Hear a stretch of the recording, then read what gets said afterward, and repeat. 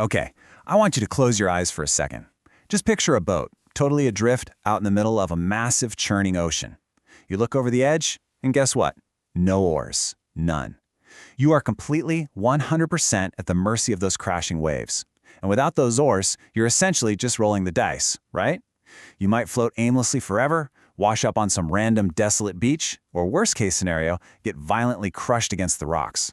It's a pretty terrifying thought, isn't it? That absolute, total lack of control.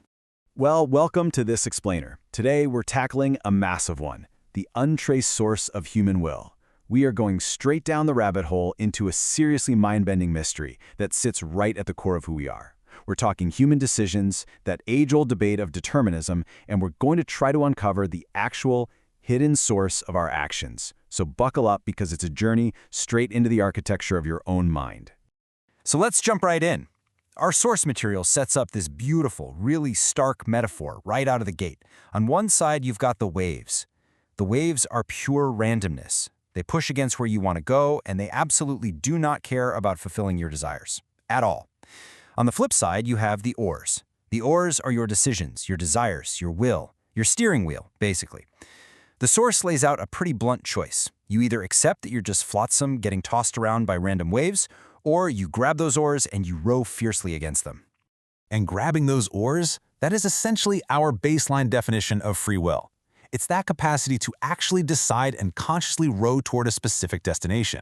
It's this deep-seated belief that we are active players in our own lives, not just passengers. It's the exact assumption you make every single time you pick a career path, choose a life partner, or honestly, even just decide what you're going to eat for lunch. But, how much of that is actually real? And how much of it is just a really convincing story we've been telling ourselves for thousands of years? That brings us to part one, the captain's illusion and the history of destiny. Literally since ancient times, we have dumped the entire weight of personal destiny squarely onto our own shoulders. We just love this narrative, right? The idea that your future depends entirely on how you mold it. We historically prop up this illusion of ultimate, sovereign control over our own lives. We see ourselves as the coachman, the absolute commander of the vessel, the king of the castle. And if you trace this evolution of thought from antiquity all the way through the medieval period, it's actually fascinating. The mind got established as the pure, unquestioned boss, the sovereign decider. Meanwhile, the physical body was kind of downgraded to just a mediator, literally just the meat suit executing the mind's grand master plans. The mind decides, the body obeys. Simple as that.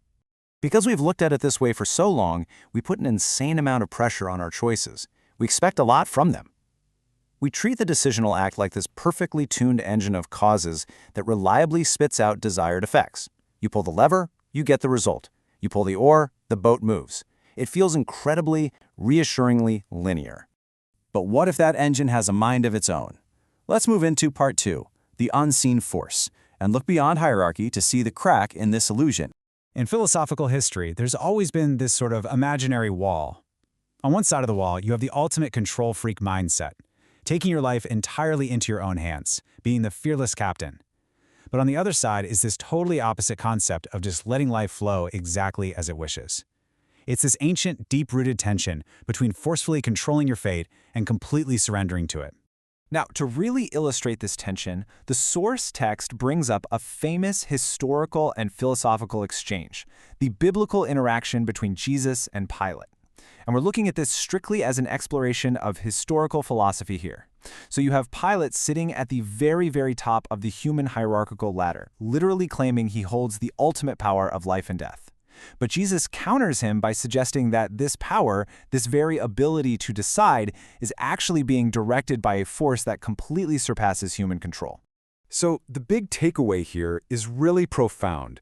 Decisions are directed by a force that surpasses us, totally regardless of our social position. It literally doesn't matter where you sit on the human ladder. Whether you're the absolute authority in a room or you have zero power on paper, an uncontrollable force is influencing your capacity to decide. Wow, heavy stuff, right? It really forces us to look inward and analyze our own minds. Which brings us to part three, the void of thought. We have to seriously ask ourselves, where do ideas actually begin? Okay, let's do a quick mental exercise together. Seriously, do this with me right now, wherever you are. Step one, think of a cube. Just hold that 3D shape in your head. Step two, make it a red cube. Step three, observe it. Just look at it in your mind's eye. Notice how that concept, the shape, the red color, or even if I asked you to picture a massive number, it just appears for you to use. You didn't consciously sit there and mix the red paint or draft the geometry in your mental workspace. It just showed up. But hold on, really stop and think about this. Where did that thought actually come from? Did you watch your brain neurons assemble it piece by piece? Of course not. Our consciousness isn't actually the witness to how these thoughts are built. We only ever get to experience the final, finished product. And this hits the nail perfectly on the head of the central mystery our source is grappling with. The whole chain of our ideas, our concepts, our mental representations, they literally seem to pop out of an absolute void.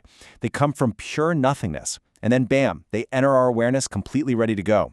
We never see the factory floor. We only see the finished goods rolling off the conveyor belt. So, when you stack all this up, we hit a massive contradiction when it comes to human decisions. Welcome to Part 4, the great duality between the seen and the unseen. Let's look at how we normally try to solve this mystery today. Modern science gives us incredibly tangible things. We have complex graphs, visual representations of electrical impulses, detailed maps of organic zones in the brain. It's all highly measurable. But juxtaposed right against that data is what remains completely, stubbornly unseen, the actual structuring and genesis of our decisions, and the true source of our consciousness. It's honestly the difference between measuring hardware and understanding software. Because just linking the mind to neural, physiochemical structures, it's not enough. Seeing an electrical impulse flash on a monitor absolutely does not give us the descriptive, constitutive explanation of how a specific choice, like deciding to turn left instead of right or picturing that red cube, actually came into existence out of nowhere. We're just measuring the echoes, guys, not the actual voice. Which leads us with this incredibly humbling conclusion from the source material. It states, point blank, we do not know the source of consciousness or of our will, period. Despite all of our cutting-edge brain graphs and organic mapping, the true, foundational source of our will is still completely hidden in the dark. So we're right back in the boat, the waves are crashing all around you, and you've got your hands gripped tightly on the oars. You feel, with absolute certainty, like you are deciding when to row and where to steer. But if our thoughts simply pop out of an untraceable void, and if we cannot map the actual source of our own will, who is really steering the boat? It's definitely something to chew on the next time you make a quote-unquote choice. Thank you so much for joining me on this explainer. Keep asking those big questions, and I'll see you next time.